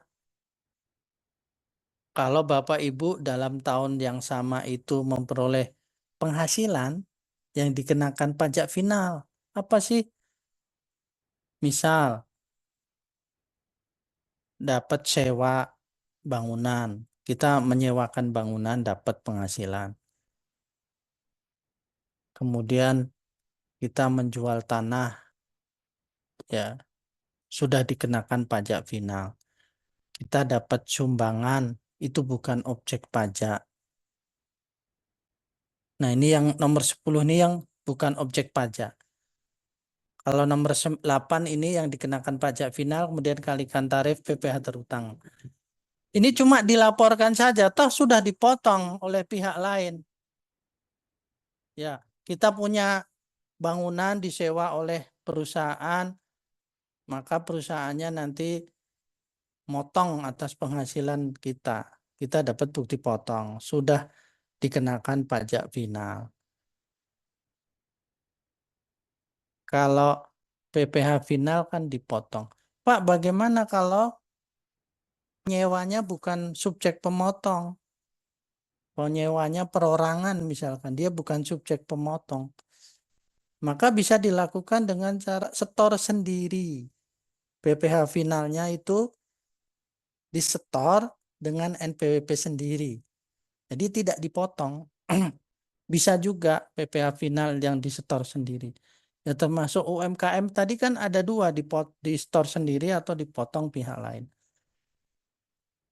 Oke, jadi yang B ini adalah yang dikenakan pajak final yang 8, 9, kemudian 10-nya adalah yang bukan objek pajak, hibah, sumbangan, warisan.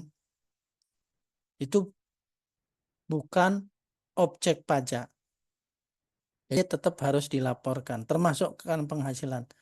11, 12 atau huruf C ini adalah harta dan kewajiban. Akumulasinya saja. Akumulasinya saja. Berapa hartanya total, kemudian hutangnya berapa. Sudah begitu doang. Dan tidak ada attachment. Kalau nanti Bapak Ibu lapor di DJP online ya, 1770 SS, itu nggak ada lampiran yang harus diupload. Kalau 1770S dan 1770 ada lampiran yang harus diupload. Kalau SS tidak ada. Jadi kalau misalkan Bapak Ibu nggak ada bukti potong, terus ini diisi di bawah 60 juta, bisa juga. Kalau memang nggak ada bukti potong. Ya.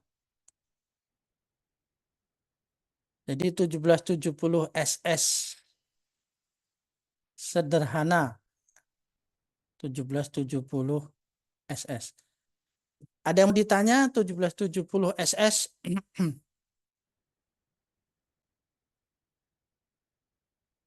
Atau nanya yang lain silahkan.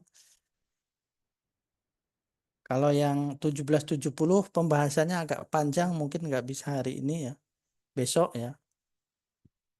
Karena di situ, jadi pada dasarnya kan kita itu mengelompokkan penghasilan berdasarkan pengenaan pajaknya ya. Dikenakan pajak tidak final, dikenakan pajak final, dan bukan objek pajak. Nah, 3 itu. Tinggal nanti yang dikenakan pajak tidak final itu terbagi dari penghasilan dari usaha atau pekerjaan bebas, dari pemberi kerja, atau lainnya yang Yang keempat adalah dari luar negeri.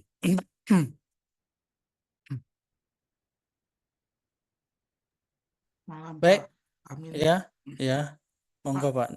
mau nanya Pak untuk yang mengenai total harta yang dimiliki pribadi. Waktu itu pernah pengisian juga Pak tentang harta. Waktu itu saya sempat ditanya dari pihak pajak, misalnya punya HP enggak? Kalau ada jumlahnya berapa? Kemudian setiap HP nominalnya berapa? Kayak gitu Pak. Nah untuk harta itu berarti kan itu hitungannya kayak handphone, mobil, atau mungkin ada eh, tanah atau rumah atau bagaimana ya Pak ya yang bisa dikategorikan tuh kayak aset harta gitu. Makasih ya Pak Amin. Oke, baik. Jadi kalau di eh, kode rincian kode, nah ini semua ada ya kode harta ini nanti. Jadi harta yang bergerak pun ada ya, ada semua kodenya. Jadi kalau Pak Niko mau melaporkan semuanya termasuk perabotan rumah tangga, handphone, apa tape recorder, misalkan sepatu, ya boleh saja. Ini kalau halamannya boleh ditambah. Itu kalau di SPT kan ada di lampiran 2 ya. Atau kalau di 1770 itu lampiran 4, Romawi 4 ya, atau Romawi 2. Itu kalau nggak cukup boleh ditambah halamannya. Rincian harta itu. Tapi kalau seandainya tidak material juga nggak apa-apa juga. Yang penting gini Pak Niko, dalam mengisi harta itu jangan sampai melebihi penghasilan yang dilaporkan di Oke, tahun baik. yang sama ya, di tahun yang sama ya, di tahun yang sama. Jadi bisa dilakukan ekualisasi ya, manakala Bapak Ibu melaporkan hartanya melebihi dari penghasilan yang dilaporkan. Minimal jadi pertanyaan dulu, ini kok hartanya 1 M di tahun yang sama ya. Perolehan misal di tahun 2023 hartanya 1 M. Tapi penghasilan yang dilaporkan cuma 800 juta. Emang nggak ada biaya hidup, nggak ada. Nah, selisihnya kemana? Nah, itu. Kalau mau dirinci, silahkan ya. Kalaupun tidak dirinci, nggak apa-apa juga, termasuk tadi yang handphone. Kalau saya nggak masukin sih handphone. Paling banter motor, sepeda, termasuk perabotan rumah tangga saya juga nggak saya laporkan. Kalau penghasilan itu kan gini, kalau penghasilan itu diperoleh dari pihak lain mengeluarkan dokumen, dokumennya minimal menggunakan NIK kita, itu terbaca oleh kantor pajak. Jadi kita dapat penghasilan dari pihak lain itu meminta NIK kita misalnya untuk dilaporkan. Termasuk belanja Bapak Ibu di online menggunakan NIK itu bisa tertarik datanya. Bisa kita tarik semua transaksi yang terkait NIK. Makanya sekarang NPWP orang pribadi kan NIK jadi NPWP kan. Nah itu kalau internal kami 1 Juli kemarin sudah berlaku. Tapi kalau stakeholder atau pihak eksternal ada banyak nih ya, pihak eksternal yang belum siap, dia menggunakan aplikasi NPWP-nya jadi 16 digit, makanya untuk pihak eksternal belum kita terapkan. Tapi kita bisa tarik semua transaksi yang menggunakan NIK.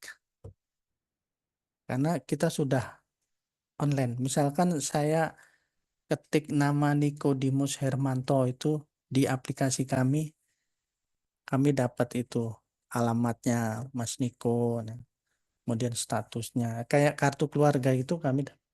Nah nanti tinggal kami nanti hubungkan dengan semua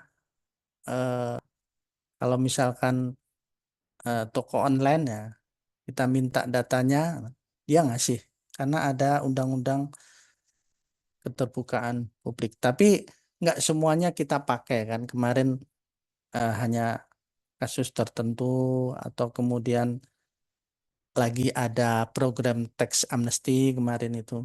Nah, itu data-data itu kita keluarkan. Baik, Mas Niko itu ya, Ya Pak, terima kasih. siap. Jadi di pajak itu paling mudah adalah ekualisasi. Ekualisasi antara aset harta dengan penghasilan. Itu kalau orang pribadi. Kalau melaporkan tadi asetnya lebih besar, nah itu pasti jadi pertanyaan. Kemudian ekualisasi apa lagi? Kalau tadi ada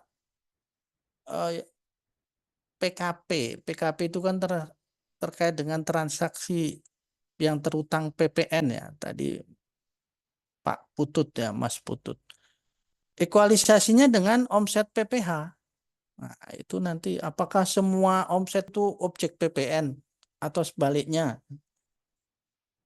Jadi ekualisasi antara biaya dengan objek pajak. Biaya, misalnya Bapak Ibu melaporkan biaya sewa. Expense kan, mengeluarkan biaya untuk membayar sewa. Nanti dilihat sewa apa ini? Karena ada sewa yang objek pajak. Apakah dia sudah memotong atas kewajiban pajaknya dari sewa? Yaitu ekualisasi. Ekualisasi yang di SPT pun terlihat ya. Artinya nggak usah kita nanya-nanya, nggak butuh data tambahan, di SPT terlihat. Ekualisasi antara biaya dengan objek pajak. Ekualisasi antara biaya gaji dengan DPP PPh pasal 21. Nah, itu juga terlihat. Ekualisasi harta, penambahan harta dengan penghasilan kalau itu untuk orang pribadi. Baik, SS ini tidak ada pertanyaan ya. Gampang. Bertanya Pak, Oh, monggo. saya tahun 2015 itu kan pernah direkrut PwC ya Pak. 2015. Nah, Pak, saya kan ternyata ada bukti potong, saya bawa ke seksi pengawasan KPP ya. Mm-mm. Itu katanya dipotong final Pak ya. Pertanyaan saya kan, itu kan kalau di form pelaporan tiap tahun itu kan dipisah Pak ya. Itu Ya, di yang PP apa dipotong final itu Pak ya. ya, ya. Pertanyaan saya itu dijumlahkan juga nggak Pak di penghasilan peredaran bruto yang di depan itu Pak? Kalau final nanti bukan di depan, dia letaknya di kalau 1770 SS tadi kan di bawah sini Pak Putut ya. Nah, ini final tadi sini. Nah, di bagian B angka 89, 8 ini DPP-nya, kalau yang 9 ini PPh finalnya.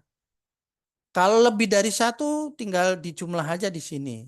Misalkan dapat bukti potong yang sifatnya final. Dijumlah berapa DPP-nya, jumlahkan di sini. Kemudian PPh-nya berapa, dicantumkan aja. Kalau di SS, ya. Kalau nanti yang di 1770S itu ada di Romawi 2. 1770S Romawi 2, lampiran Romawi 2. Itu kelompok penghasilan yang dikenakan pajak final. Termasuk nanti ada juga kelompok penghasilan yang bukan objek pajak. Kalaupun seandainya Mas Putut nggak melaporkan di SPT-nya, apakah juga boleh, maksudnya dianggap tidak dianggap lengkap? Kalau yang final dipotong oleh pihak lain, itu kan ada bukti potongnya. Dan pihak lain yang memotong itu juga pasti melaporkan melalui SPT masanya. Memotong PPh final, pasal 4 ayat 2 misalkan. Kalau dia mengeluarkan bukti potong kemudian melaporkan di SPT-nya, itu akan ngeling di akunnya Pak Putut tadi.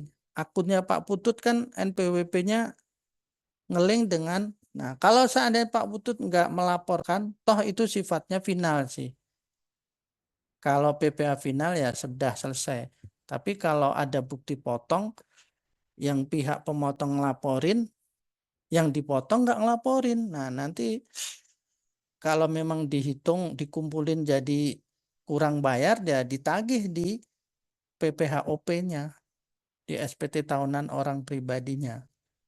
Kalau memang bukan final ya. Oke ya, Pak Putut. Nanti Siap, Pak. nanti kalau di 1770 S itu yang kelompok penghasilan final ada di Romawi 2.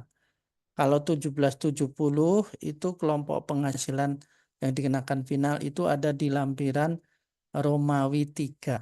Nanti kita lihat sama-sama pada saat membahas tentang SPT itu.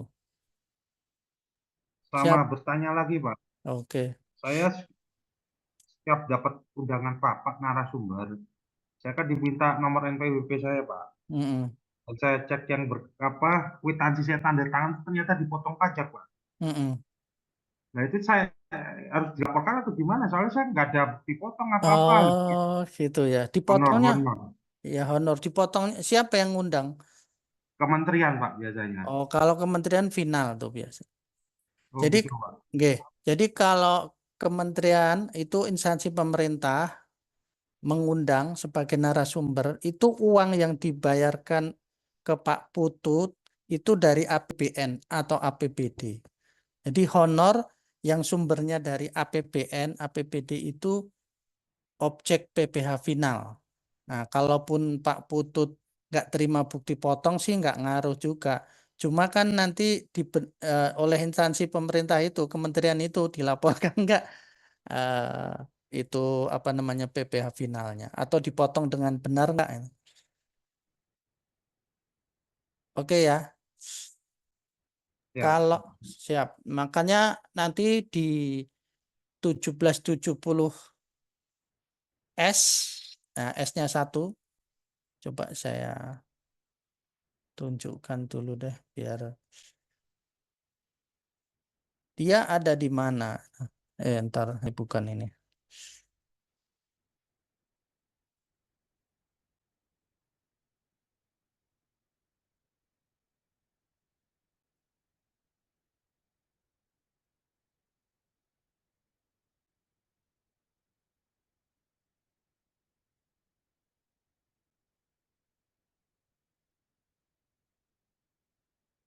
Nah tadi yang ditanya Pak Putu, ini S ya. Kalau S ini lebih rinci jenis penghasilan yang dilaporkan. Di Romawi 2. Jadi kalau S ini Romawinya 2 dan 1 sama induk.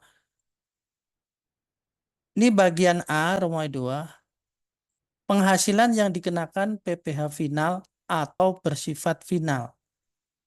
Nah kalau di SS tadi kan cuman diakumulasi saja. Nah kalau di S ini dirinci. Apa saja yang final itu? Bunga. Kemudian jualan saham di bursa efek.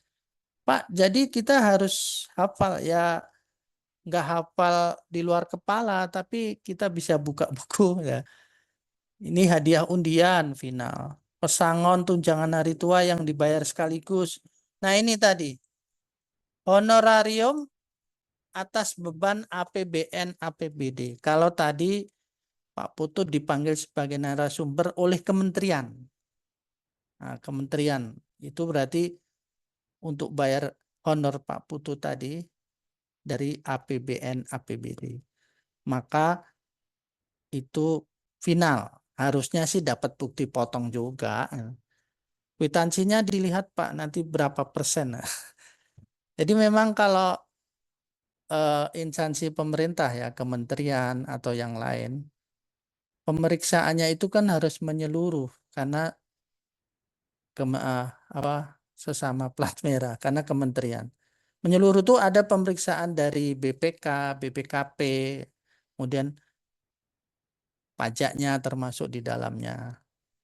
Di semua kan nanti pemeriksaannya termasuk penggunaan keuangannya, anggarannya, bocor atau tidak, pajak-pajaknya dibayar atau tidak. Nah, jadi menyeluruh. Ini pengalian tanah dan bangunan juga final. Nah, ini kelompok pajak final. Kelompok pajak final. Termasuk ini nomor 13 Bapak Ibu. Apa nomor 13? Nanti kita belajar SPT juga. Istri yang penghasilannya dari satu pemberi kerja. itu penghasilan istri bersifat final. Bersifat final itu berarti tidak digabung dengan penghasilan suami. Ya sudah, sebagai pelaporan yang dikenakan pajak final, disamakan dengan hadiah, pesangon. Maksudnya bukan istri ya yang disamakan. Penghasilan istri satu pemberi kerja itu bersifat final. Yang diinduk hanya penghasilan suami yang dihitung dengan tarif progresif. Hanya penghasilan suami.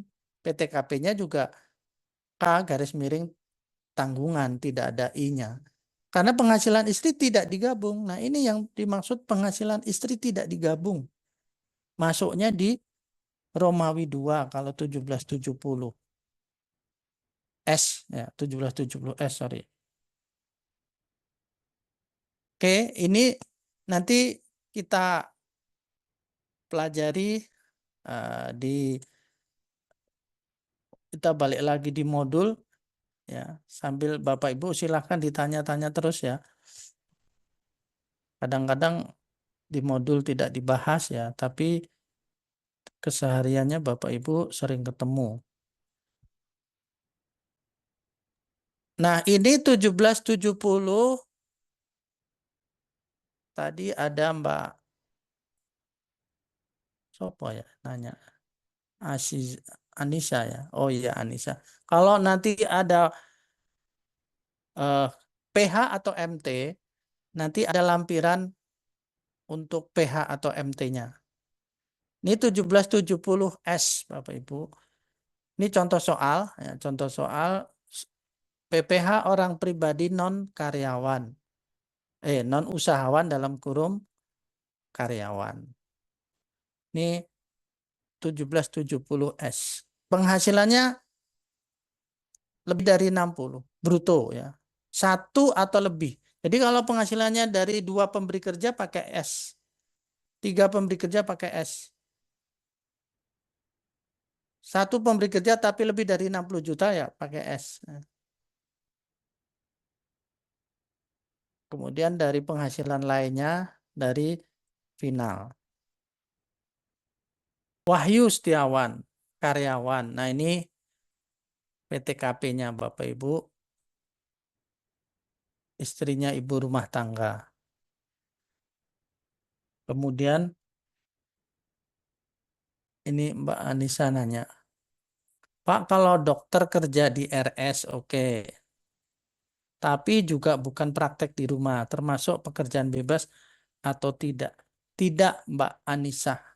Jadi kalau dokter yang prakteknya di rumah sakit, itu dari pemberi kerja. Yang kalau dokternya tidak praktek di klinik sendiri. Baru kalau dia termasuk praktek di klinik sendiri, dia berarti pekerja bebas juga. Jadi dokter tuh bisa dari pemberi kerja, dia sebagai direktur di rumah sakit, atau dia ASN di rumah sakit. Kemudian pada saat yang lain, dia punya klinik di rumah. Berarti dia pemberi kerja dan pekerja bebas. Kalau yang ditanya Mbak Anissa ini, Iya Pak, dokter yang kedua Pak. Jadi yang kerja kedua, di rumah sakit, terus di rumah juga buka praktik gitu Pak. ya itu berarti ada 2 penghasilannya. Dari pemberi kerja dan dari pekerjaan bebas. SPT yang dipakai 1770. SPT-nya menggunakan formulir 1770. Oh, tapi juga ya. Kirain tidak. Ya, Mbak Anissa ya.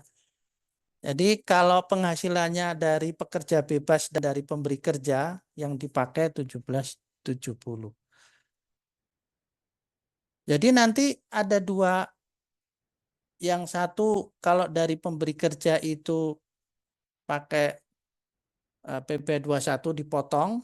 Nah, kalau yang praktek sendiri nanti kan netonya berapa digabung dengan neto yang penghasilan dari gaji tadi. Neto ketemu neto. Dijumlahkan dikurangi PTKP. Tinggal pada saat dia praktik di rumah sakit tadi, untuk mencari penghasilan netonya pakai apa? Pakai pembukuan atau pakai pencatatan. Nah, jadi yang penting netonya ketemu, neto di prakteknya dan neto di apa dari rumah sakit tadi pemberi kerja. Nah, neto sama neto digabung kemudian dihitung dengan PPh terhutang dengan tarif progresif. Cuma kalau yang dari dari pekerjaan bebas tadi menentukan netonya itu ada dua cara, yaitu pembukuan atau pencatatan. Nah, kemarin kita sudah belajar kedua-duanya, pembukuan atau pencatatan.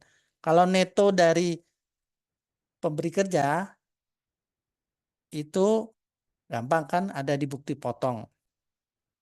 Baik, ini contoh Wahyu Setiawan, ini istri, anak, adik, ayah. Ini sama K2 ya, anak dan ayah ya, yang menjadi tanggungan. Kemudian ini rincian hartanya. Ini hutang. Ini data penghasilannya 1721 A1. Tapi ini di atas 60 juta nih, 120 juta, 60 juta, total kotornya 193 juta setahunnya. Dikurangi 11.500.000. Ini netonya ini. Nah, neto ini yang aku maksud kalau ini dari pekerja neto kan, kita tambahkan dengan neto kalau dari yang dia praktek tadi di rumah. Mbak Anissa dokter atau siapa? Nah, Saya baru swasta, Pak. oh, swasta. Baru dikurangi PTKP. Kurangi PTKP, ketemulah penghasilan kena pajak. Ini di PPh Potput Bapak Ibu udah belajar ya. Kemarin apa? Saya Senin Selasa itu saya nggak bisa. Jadi saya nemenin Pak Ibu Kanwil ya. Ternyata nggak jadi hadir. Oh, ya udahlah. Baik, ini PPh terhutang yang dipotong oleh pemberi kerja atau PPh pasal 21-nya adalah 11.190. 11.190. Sudah dipotong dan udah di store, ini dilunasi kan. Nah, ini terhutang, ini dilunasi. Jadi ini bukti potong yang Bapak Ibu akan dapatkan sebagai pegawai tetap pada akhir tahun. Pada akhir tahun. Gunanya untuk melaporkan SPT orang pribadinya Bapak Ibu. Menggunakan NPWP-nya Bapak Ibu. Kalau ini kan withholding tax. Nah, kalau yang SPT orang pribadi setor sendiri. Kalau nanti ada kurang bayar. Baik, Anda diminta mengisi SPT-nya. Nah, SPT-nya ini ada 1770S itu Bapak Ibu ada induk, kemudian ada lampiran 1, Romawi 1 dan Romawi 2. Satu lagi ada PHMT. Nah, tadi saya mau jelaskan pertanyaan dari Mbak Anissa juga. Kalau misalkan PHMT itu ada Pak, dilaporkan di SPT siapa Pak? Masing-masing harus ngelapor. Ini saya kalau di buku modul itu lampiran PHMT-nya tidak diikut sertakan karena mungkin karena nggak ada isinya maka dikosongkan. Kalau ntar saya carikan dulu ya, di mana ya yang ada PHMT-nya? Oh, nggak ada sih. Bentar ya Bapak Ibu. Stop dulu. 1770 PHMT. PHM. Orang pribadi. Orang pribadi. 1770. Oh, enggak ada sih.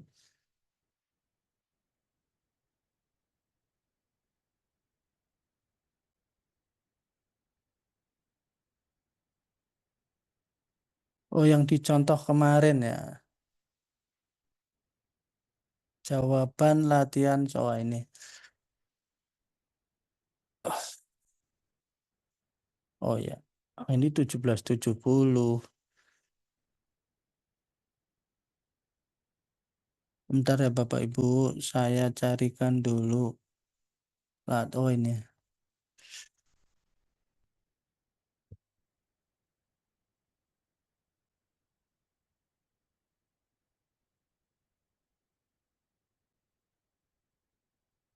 Nah, kalau dia ada PH atau MT, maka, nah ini lampiran PH MT, Bapak Ibu, Mbak Anissa. Jadi kalau 1770 SS, sorry ini ada laporan PHMT, ya kemarin ini udah saya share ya. Kemudian ada lampiran 2, lampiran 1, dan induk. Kalau di buku di modul itu lampiran PHMT-nya karena nggak ada isinya, maka tidak ikut dilampirkan. Tapi sebenarnya ada ya. Nah ini PHMT, lembar perhitungan bagi wajib pajak yang PH, pisah harta atau MT, istri menghendaki untuk menjalankan hak kewajiban perpajakannya sendiri. Nah ini ada rincian penghasilan suami, ada rincian penghasilan istri.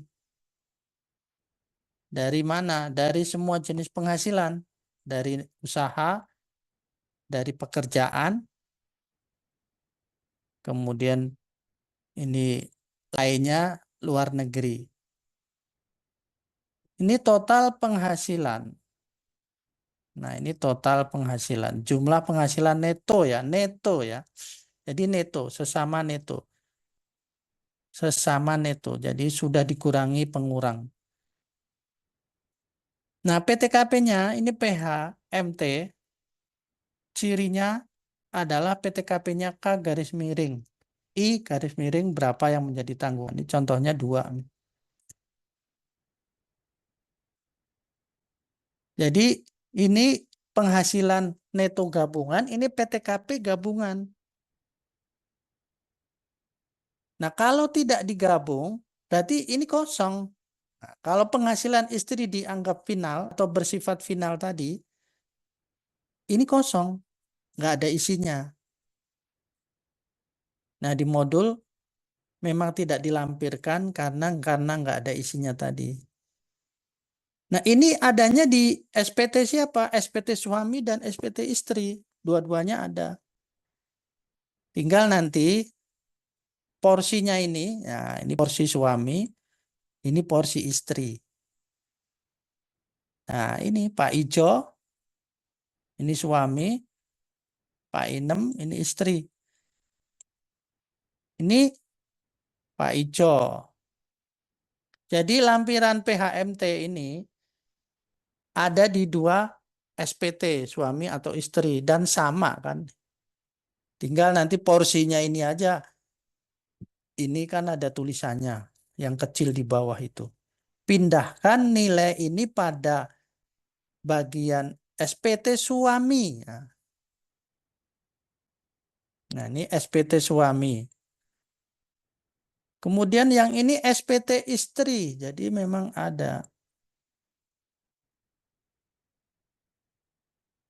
Dipindahkan ke masing-masing SPT-nya. Ini kalau PHMT, tapi kan bukan PHMT. Di contoh soal yang ada di modul itu bukan PHMT. Saya balik lagi ke modul ya. Tadi soalnya mana? Soalnya. Oh ini tadi.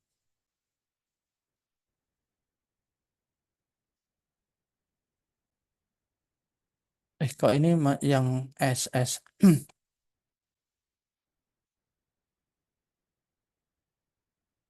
Nah, ini waktunya tinggal bentar lagi ya. Kita lanjutkan pertemuan berikutnya.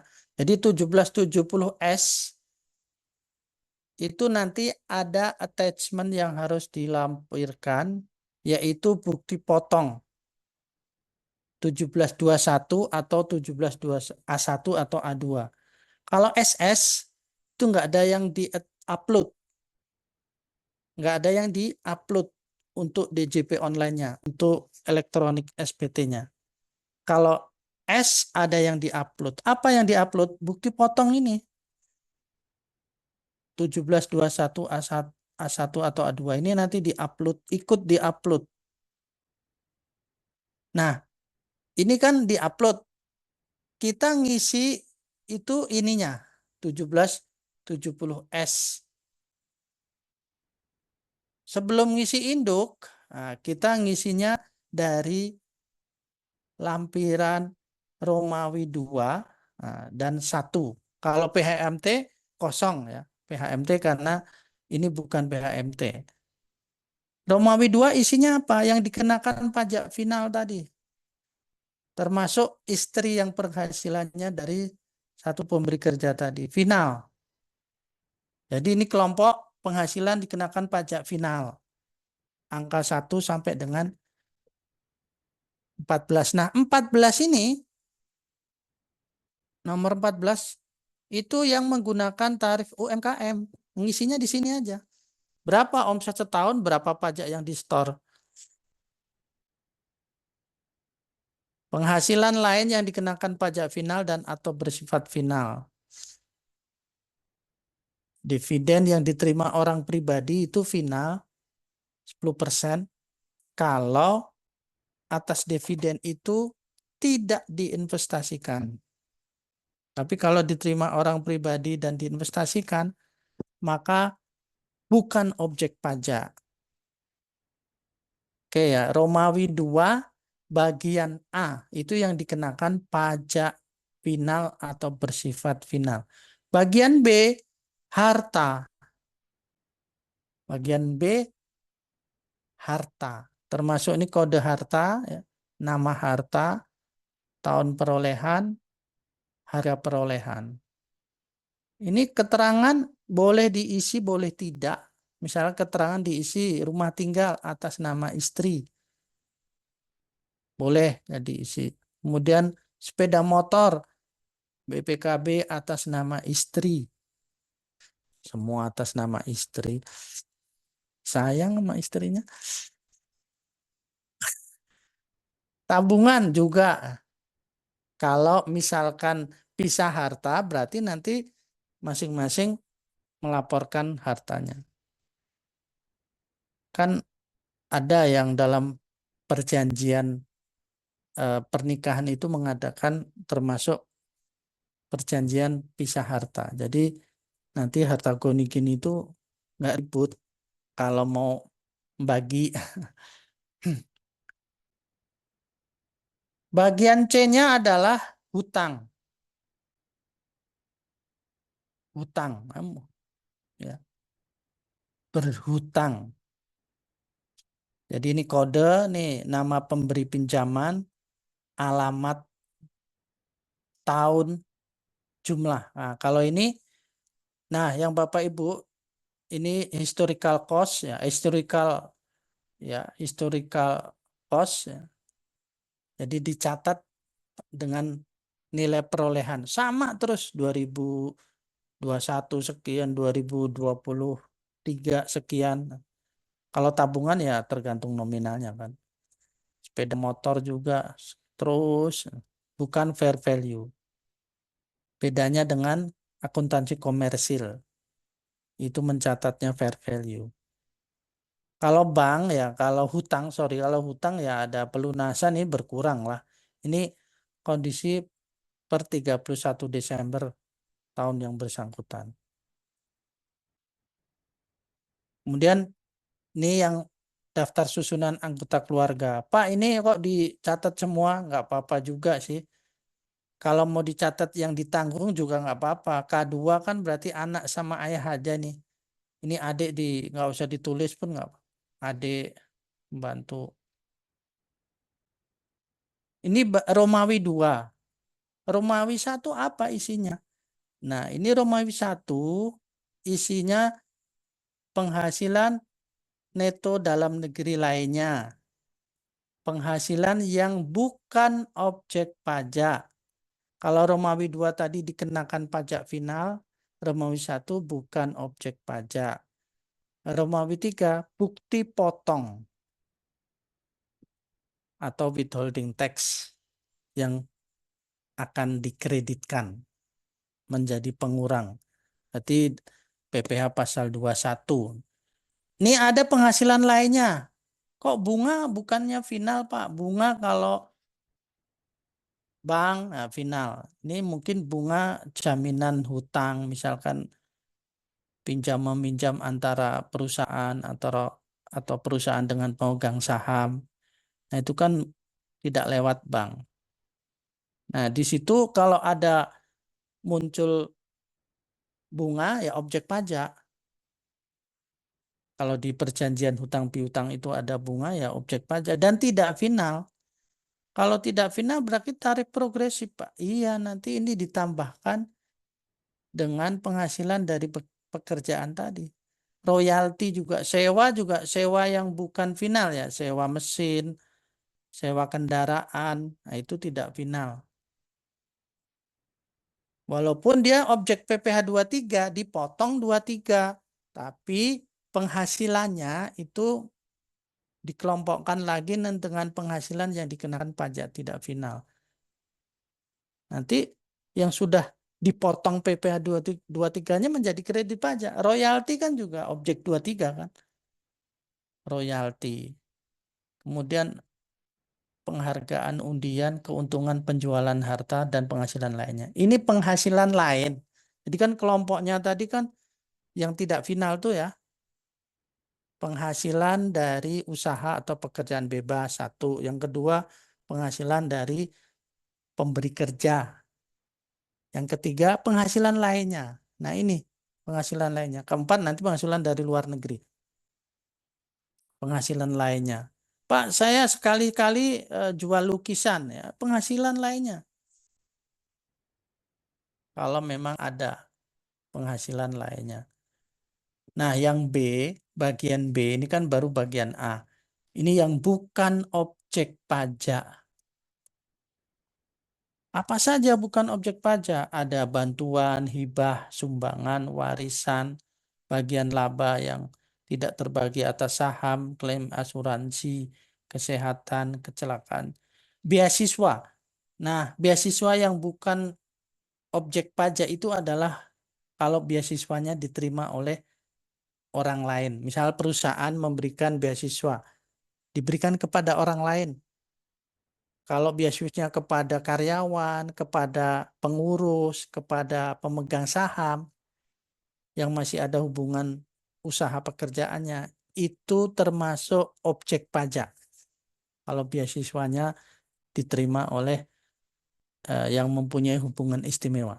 Jadi yang bukan objek pajak itu kalau beasiswa diterima oleh orang lain yang tidak ada hubungannya dengan usaha atau pekerjaannya. Baik, ini sudah lewat 3 menit. Tadi saya mulainya lewat 4 menit. Bapak Ibu, terima kasih ya atas pertemuan malam ini. Insya Allah kita lanjut lagi besok ya. Saya akhiri saja. Mohon maaf kalau banyak yang salah dalam penyampaian. Saya kembalikan ke Pak Hasan.